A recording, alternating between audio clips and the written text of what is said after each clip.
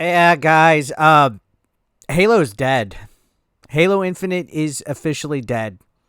And I know that seems like a bit of an exaggerated statement to make, but if you look at the bigger picture, even when Halo Infinite was conceived and they were talking about promises that would be put in the game, different modes and features, and literally most of it hasn't happened or gets canceled or delayed, announcement after announcement after announcement. It just seems that this game is cursed. Halo Infinite has been cursed since like day one, and it's a shame.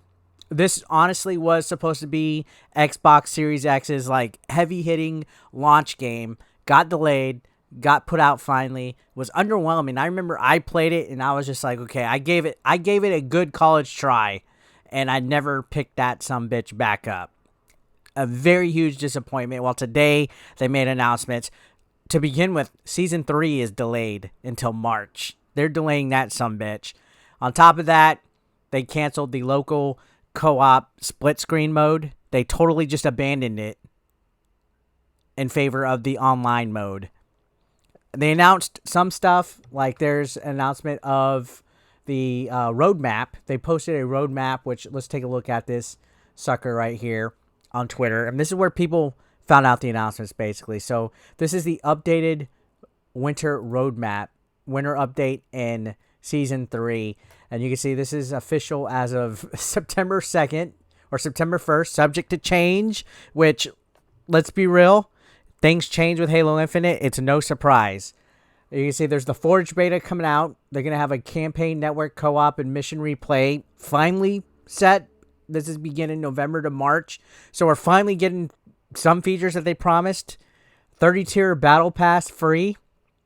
Detachment and Argyle. And then you can see Match XP beta.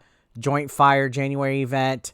Covert One Flag new game mode. Quality life improvements. Winter contingency. And then you can see over here March 7th to June 27th is supposed to be the season 3. It's going to have a 100-tier battle pass. New arena and big team battle maps, new equipment. Okay, you could.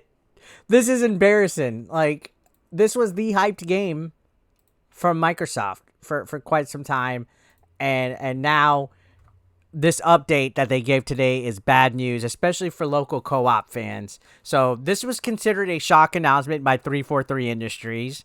They abandoned the plans for its split screen feature in favor of the live aspect of it, which is, I get it, modern gaming and stuff, but a big, huge part of this game was going to be the idea of its co-op campaign and the split screen feature. So I was just catching up on this today and seeing what some of these news articles and Twitter and everything was saying about it today. And you can look at this article from Game Rant. You can see ever since Halo Combat Evolved launched in 2021, split screen campaign co-op has been one of the most beloved features of Xbox flagship franchise. I think this 2021 is a typo right there, by the way. Good job, Game Rant. Split screen co-op remained a focal point for Halo up until the launch of Halo 5 Guardians, which abandoned the feature in a hugely controversial move. In wake of Halo 5's mixed reaction, 343 and Microsoft have promised that future Halo installments will bring split screen back. Unfortunately, it seems 343 has to go back on those promises as Halo Infinite is abandoning its plans to add split screen co-op. So if people were pissed about Halo 5 and they got that promise, now it's being taken away. Microsoft and 343 giveth and they take it. So yeah, you could see today the new developer update video by 343 said that the Halo Infinite Forge mode was confirmed and campaign co-op will both launch on November 8th. But it was also confirmed that the campaign co-op would be online only with no split screen option as previously promised. 343 explained that this decision was made so the developers can focus on supporting Halo Infinite's live service elements, freeing up resources to address player feedback and work on updates. A big fucking yikes for people that are fans of local co-op gaming. Luckily, this game's on Game Pass, so if you have a buddy, Y'all won't have to buy a copy. Everybody can get the online aspect of it, as part of their membership. But this is just another example of a game developer just,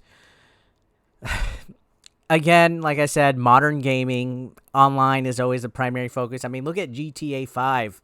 We had promises of single-player DLC for so long, and then they just abandoned it in favor of the GTA Online aspect and putting DLC and expansion packs on the online aspect. It happens, especially with the advent of how video games are now.